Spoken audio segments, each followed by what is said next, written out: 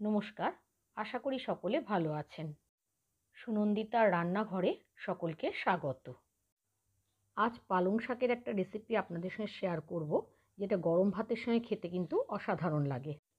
রেসিপিটা প্রথম থেকে শেষ পর্যন্ত দেখার অনুরোধ জানিয়ে শুরু করছি। রান্নাটা করার জন্য এখানে আমি কিছু সবজি কেটে ধুয়ে রেখেছি। এখানে আমি নিয়েছি বেগুন, মূলো, শিম, কুমড়ো আর আলু। আপনারা যদি আরও কোনো সবজি থাকে সেটাও নিতে পারেন। আর নিয়েছি এখানে পালং শাক। পালং শাকটাকে আমি এইভাবে কেটে ধুয়ে পরিষ্কার করে রেখেছি।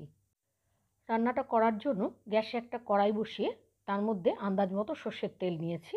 তেলটা একটু গরম হলে পরে কয়েকটা ডালের বড়ি তেলের মধ্যে আমি ভেজে নিয়েছি। বড়িগুলোকে একটু ভালো করে ভেজে তুলে রেখেছি। বড়িটা তুলে নেওয়ার পর কড়াই সেই তেলের মধ্যেই ফোড়ন হিসাবে দিয়েছি একটা শুকনো লঙ্কা চিড়ে আর হাফ চা চামচ পাঁচফোড়ন। ফোড়নটা একটু ভাজা হলে পরে যে সবজিগুলো আমি কেটে রেখেছিলাম সেগুলো সব কড়াইতে দিয়ে দিলাম।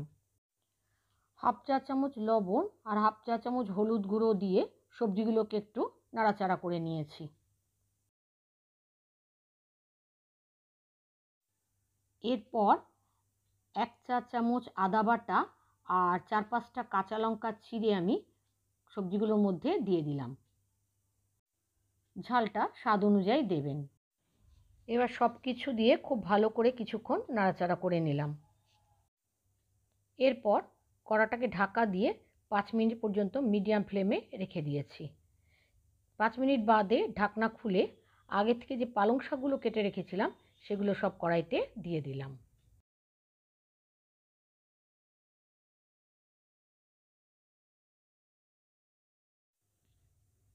আবারও কিছুটা হলুদ গুঁড়ো আর কিছুটা লবণ দিয়ে দিয়েছি।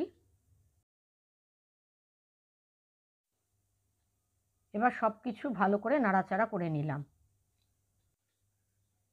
এরপর শাকটা যখন একটু মজে এসেছে তখন আন্দাজ মতো জল দিয়ে দিলাম।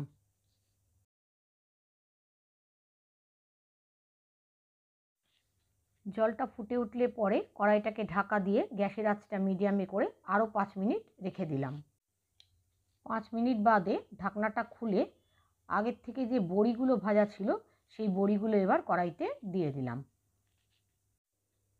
এবার বড়িটাকে ভালো করে তরকারির সাথে মিশিয়ে নিলাম।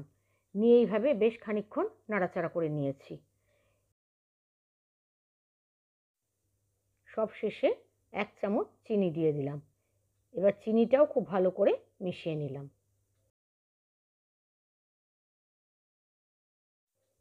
তৈরি হয়ে গেল শীতের দুপুরে গরম ভাতের সঙ্গে খাওয়ার মতো দুর্দান্ত একটা পালং শাকের রেসিপি। রেসিপিটা কেমন লাগলো কমেন্টে জানাবেন, আর ভালো লাগলে একটা লাইক দিয়ে দেবেন। যারা ফেসবুক থেকে দেখছেন তাদের আমার চ্যানেলটা সাবস্ক্রাইব করার, আর যারা ইউটিউব থেকে দেখছেন তাদের আমার চ্যানেলটা ফলো করার অনুরোধ রইল। আজ তাহলে এখানেই শেষ করছি। আবার আসবো নতুন রেসিপি নিয়ে। ততক্ষণের জন্য সকলে ভালো থাকবেন, সুস্থ থাকবেন। ধন্যবাদ।